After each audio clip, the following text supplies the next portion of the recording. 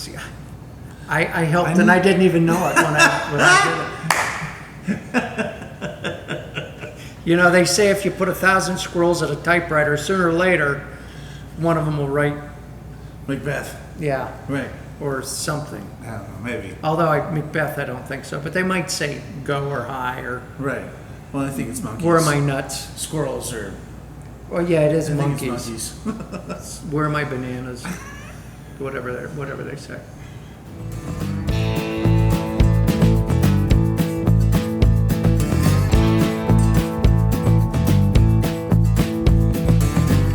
Coming to you from the Beer to Whiskey Studios high atop Barley's Tap Room on Washington Street in wonderful downtown Greenville, South Carolina. I'm Russ Heaps and welcome to this episode of Big John in 5.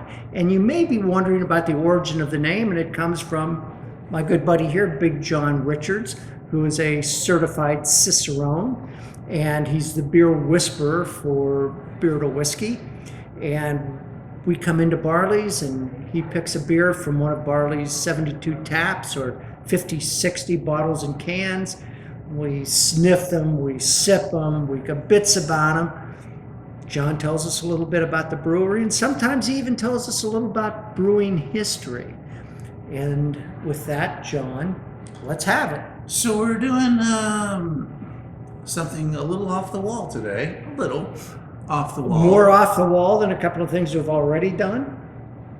Perhaps. Okay, because we do several of these a day, and we've Right. had a couple of...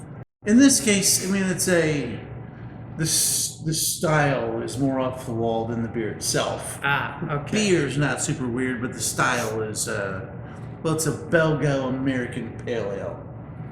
So that's probably not as weird even as it sounds, or as I made it out to be. Because It's Belgo. Belgian. Oh, okay. Because we've done Belgian IPAs before, and people Yes. started calling them Belgo IPAs, and various and sundry ways to combine the word Belgian and American to infer various things about the product itself. In this case, it's a Whiner beer company out of Chicago, Illinois. They're a couple of industry veterans making some really good beers, but concentrating on barrel aged and alternative fermentations and stuff like that. So we're going to be hitting sort of that. We did a Jester King earlier today. Similar similar zip code. It's a Jester King with these guys. They do farmhouse ales and alternate fermentation stuff. They're in a business collective in Chicago with a net zero energy footprint, so they're very environmentally friendly in the way they do things, the way they harvest their That's what I always look for in a beer. Well, you want your environmentally responsible people. You want that to be a thing. They're using their spent grain to help power the building. It's got some neat science that goes in there. They're what? They're They're using their spent grain. So spent grain. I Right. thought you said spit grain, and I'm like, what the hell is that? It's close. It's almost the same thing. If you're brewing beer in South America, it's often exactly the same thing. There's that corn beer. You have to chew the corn and spit it back out to make the beer out of it. Oh, well, let's not do one of those on this. There's a chance we could. Well, we could. So this is the Whiner beer called Hell Kitty Kitty. I do like the name. Yeah, and all of their art is kind of cartoonish and fun and engaging, and they all have mice on them and various animals doing various things. This one is two cats driving a tank and blowing things up, but it's Well, just if you've ever owned a cat, they are a little yeah. destructive. So. They can do that. Yeah. So the Belgo-American Pale Ale, they used Zythos, Hallertau, and I'm missing the third one. Three different some kinds. other hops. But they're both basically noble hops. Zythos excluded. They're noble trending hops, so you have a lighter hop profile than you typically would. A real good smooth caramelly malt backbone to this. and just a little bit of that funky Belgian yeast fermentation on the back end. And this is quite a fun beer. I'm excited for you to try it. Russ brought it up, and I was more than happy to accommodate with this one today. I spotted it on the menu board behind us, and number one, Chicago attracted me just because I don't know how often we've ever done a Chicago we haven't brewery. done a lot. But the other thing was it just looked interesting in terms of the Belgo-American style. Yeah. So let's give it a shot. Let's give it a try here. I really smell the Belgian yeast on it. I'm getting pine out of this one. I think a little bit. It's a little bit of that sort of, it's that sprucey or rosemary or minty sort of pine. Yeah. I didn't get the mint on the nose, but I'm getting a little on the palate. Yeah, that's bright and brisk. This is one of those beers that I happily call brisk. Yep.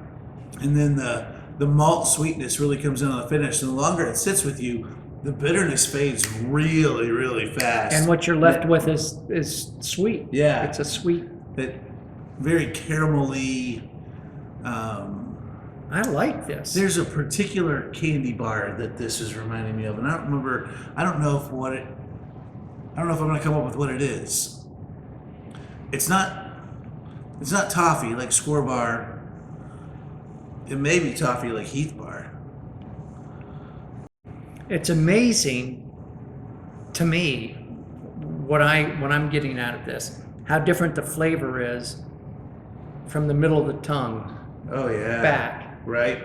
From what it is at the front of the tongue. Yeah, all of the floral and that is a little bitter bite, but it's still that minty, green, piney kind of bite. It's like almost Christmassy kind of a bite. And then the real sweetness on the finish. You get to the back and it's caramel and Yeah. sweet and sugary and No, it's Sugar Daddies. It's just straight caramel. It's Sugar Daddies. That's exactly what it is. See, I helped and I didn't even know it when I did it. You know, they say if you put 1,000 squirrels at a typewriter, sooner or later, one of them will write Macbeth. Yeah. Right. Or something. I don't know, maybe. Although Macbeth, I don't think so. But they might say go or hi or. Right. Well, I think it's monkeys. Where are my nuts? Squirrels or. Well, yeah, it is I think monkeys. it's monkeys. Where are my bananas? whatever they say. Who knows? I do kind of like this. There's some fun stuff. So Whiner, their flagship beer is a beer called Le Tub. We've had that. We've done that. I can't remember. I was going to say, I thought you and I had it, but I couldn't remember if we did a segment. We did a segment on it. Now that you say that, we did a segment on it during COVID when we were shooting episodes at what I call my home studios, but it's really my dining room. Don't tell them I that. know. It's a peek behind the curtain, but that's okay. We're friends. You're watching. We're friends. Yeah, we did. It was a bottle. I bought it at Total Wine, and bought a couple of bottles of it just because it looked interesting, and I liked the name, and I liked the label, and the label was fun. I'm sure it was a great segment. Yeah, You gotta go check it out. and I don't know what Le Tub is in terms of style. It's a saison. Saison. Yeah. So if you look under sours and saisons, you will find playlist. You will find that, and we did it a couple of years ago. I guess. Yeah. Sounds fair. These guys do some really good beers, and highly recommended. But I really like this. Good. What an interesting. It is a fun, different beer. There's just Holy not very cow. much else that tastes like this. There's so much going on, Yeah. and like I say, that And there's it's like a break point in your tongue where one Right. thing's happening up front and in the back it's and it's a 7%er, so it's got plenty of alcohol to get your attention as well. Which the more the more you put into a beer, the more alcohol you're likely to get out. right. So these big flavorful beers are going to be a little bit higher, but even at 7, it's not so aggressive. You could only have one, and I you're really gonna like die. that. I really like that. Yeah. All right. Anything else? Send them on. Yeah. And enjoy, guys. Get the heck out of here. So damn lucky. See you next time.